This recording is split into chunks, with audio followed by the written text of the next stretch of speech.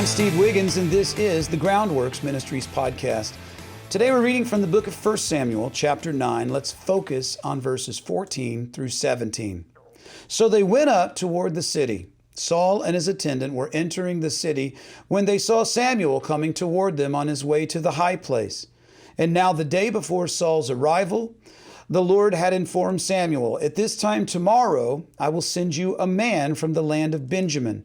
Anoint him ruler over my people Israel. He will save them from the hand of the Philistines, because I have seen the affliction of my people, for their cry has come to me." And when Samuel saw Saul, the Lord told him, "Here's the man I told you about. He will rule over my people." 1 Samuel chapter 9, verses 14 through 17.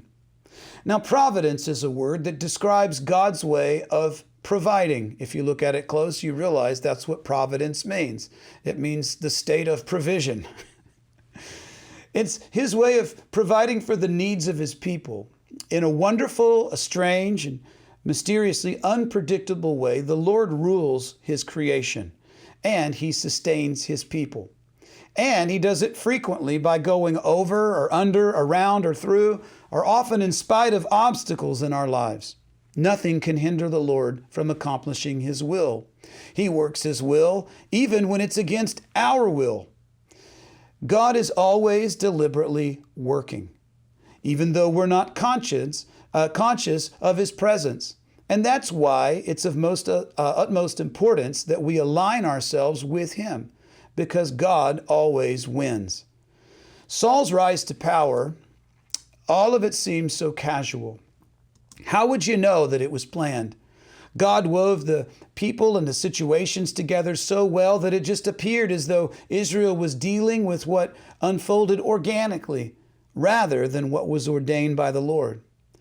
Kish loses some donkeys, right? Saul goes searching for them, and then he finds a kingdom. Never finds the donkeys, by the way. The ignorant onlooker might say that Saul was lucky. That he was in the right place at the right time. Perhaps they would say that Saul's youthful charisma and his height and his good-lookingness overwhelmed the old prophet who was desperate for a successor. But God tells us that He orchestrated everything. He allowed for those donkeys to go missing, and He prompted Saul's father to send Saul after them instead of other servants. God told Samuel that He was sending Israel's king, and at the right moment, God told Samuel exactly who that king would be. Saul is detached, he is designated, and then he is disclosed by God, as one pastor put it. The Lord's providence, right, His ability to provide, not only operates in the affairs by the way of major biblical figures of salvation history, God directs our paths as well. Proverbs 16 verse 9 says this, "A man's mind plans his way, but the Lord directs his steps." Or what about Proverbs chapter 20, verse 24? "A man's steps are ordered by the Lord. How then can a man understand his way?" So, providence is not the exclusive privilege of some kingdom elites in the Bible. It extends to each of His people, no matter how apparently common that we might see ourselves. However, God may not let you in on the secret. You may see traces of what He's been doing much later as you look back, but in real time as we go day to day, you might be just as in the dark as Saul was.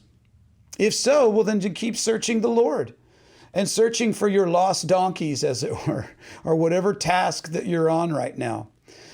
But do so knowing that God is leading you, whether you sense it or not, and He's teaching you along the way. He's giving you lessons on how to accomplish the things in the future, which He has prepared for you way back in the past. And it is not as if our relationship with Him isn't dynamic. It's not like it's all just pre-programmed and we're living it out.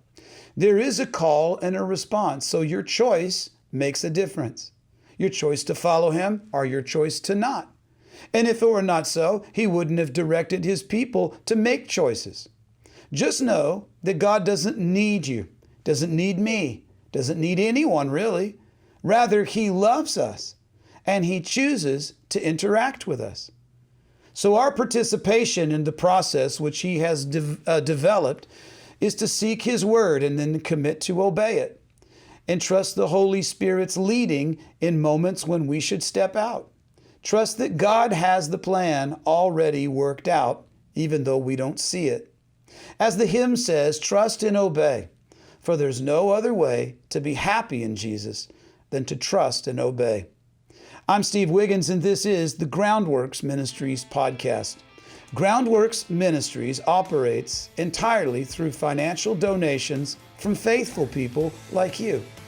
And if you're being ministered to through the Bible teaching of Groundworks Ministries, and you'd like to help us reach even more people in this generation with the gospel, well, would you consider donating to Groundworks Ministries today?